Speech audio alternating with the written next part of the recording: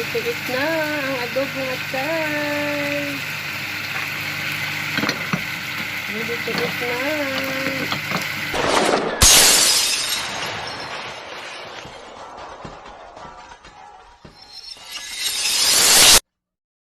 Hello guys, good morning, good morning. Ako ay gagawa ng adobong atay ng manok. Ayan. Bawang, sili, sibuyas at ginger. Ayan. Ang aming ulam sa tanghalian. Adobong atay ng manok. Ayan, ilagay na natin ang atay. Ayan ang atay, klating kilo lang. I-fried ng konti.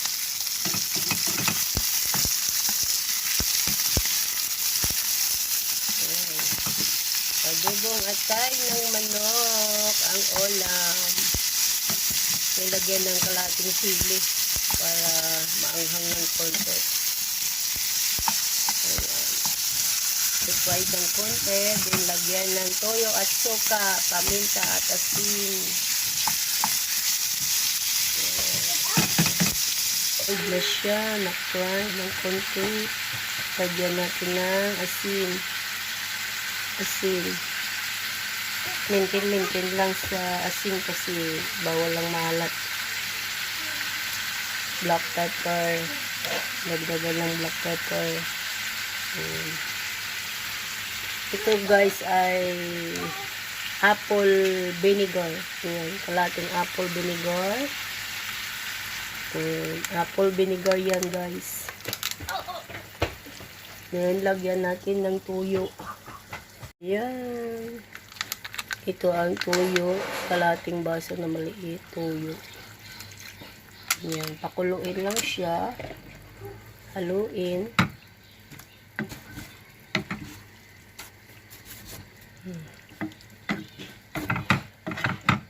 Yan. Yummy adobo. Atay ng manok.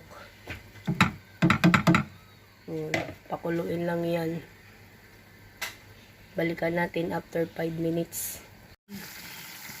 Maanghang siguro yan kasi may sili. Diba? Adobong atay. Kulo.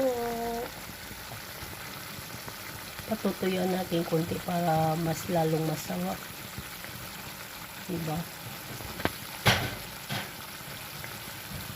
Huwag natin haluin para hindi madurog. Bayaan lang ng ganyan.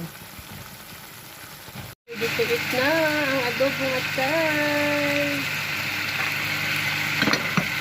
Ready to eat na. Kukuha tayo ng konti. Ayan.